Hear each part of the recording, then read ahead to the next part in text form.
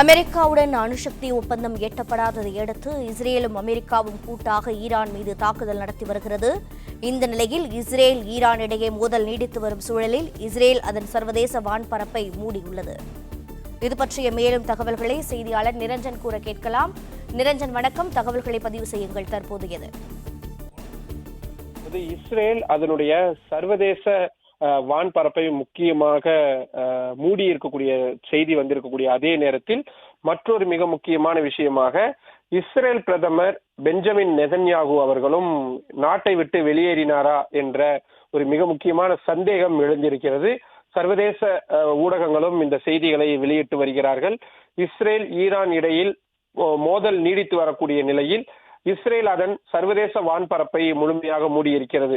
ஆனால் சில நிமிடங்களுக்கு முன்பாக இஸ்ரேலின் நெவாட்டியம் விமானப்படை தளத்திலிருந்து இஸ்ரேல் பிரதமர் மற்றும் அதிபர் பயன்பாட்டுக்காக இருக்கக்கூடிய தனி விமானம் புறப்பட்டு சென்றிருக்கிறது. இந்த விமானங்கள் என்பது இஸ்ரேலுடைய பிரதமருடைய குடும்பத்தார், அதிபருடைய குடும்பத்தார் ஆகியோர் மட்டும் பயன்படுத்துவதற்காக இருக்கக்கூடிய சிறப்பு விமானங்களாக இருக்கின்றது.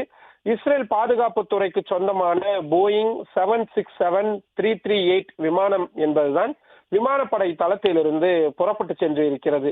எனவே இஸ்ரேல் பிரதமர் பெஞ்சமின் நெதன்யாகுவும் அவரது குடும்பத்தாரும் பாதுகாப்பான இடங்களுக்கு அந்நாட்டு இராணுவத்தால் கொண்டு செல்லப்பட்டிருக்கிறார்கள் என்று சர்வதேச ஊடகங்கள் செய்தி வெளியிட்டிருக்கின்றது.